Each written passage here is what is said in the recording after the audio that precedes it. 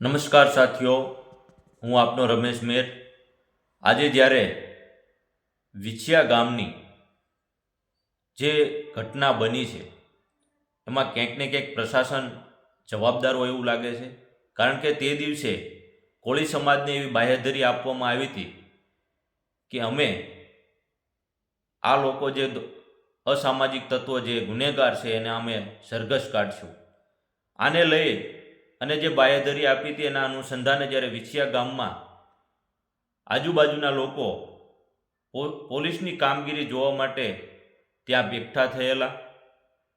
એ એકઠા થયેલા વ્યક્તિઓમાં જ્યારે પોલીસ એના ઉપર લાઠીચાર્જ કરવામાં આવે છે અને ખોટી રીતે લોકોને પકડી અને જેલમાં પૂરી દેવામાં આવે છે. આ છે હર્ષસંઘવીનું ગુજરાત, આ છે ગૃહમંત્રીની બહાદુરી. અમે કોળી સમાજના દીકરા તરીકે, કોળી સમાજના આગેવાન તરીકે સર્વે કોળી સમાજના યુવાનોને અમે આહ્વાન કરીએ છીએ કે આપણે કાયદો હાથમાં લેવાનો નથી.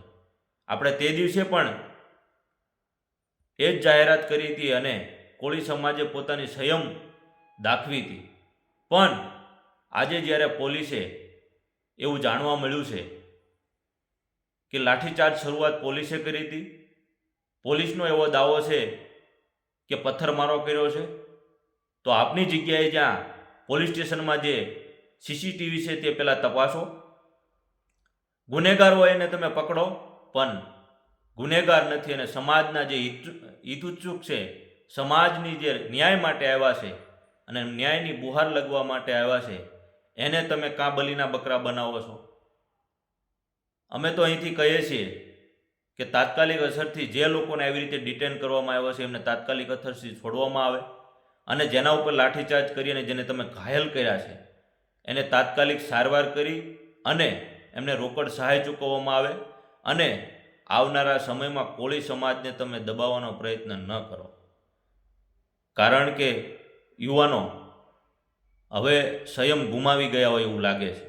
અમે ઈચ્છીએ છીએ કે હજી પણ કોળી સમાજની ધીરજ છે, કોળી સમાજમાં શિસ્ત છે અને શિસ્ત રહેશે. પણ આવી રીતે ખોટા કાયદાના શકંજા દ્વારા કોળીને બીવડાવવાની, કોળીને ધમકાવવાની પ્રયત્ન હર્ષસંઘવી, ગૃહમંત્રી અને પોલીસ પ્રશાસન ન કરો એવી અમારી નમ્ર અપીલ છે. જય હિન્દ, જય ભારત.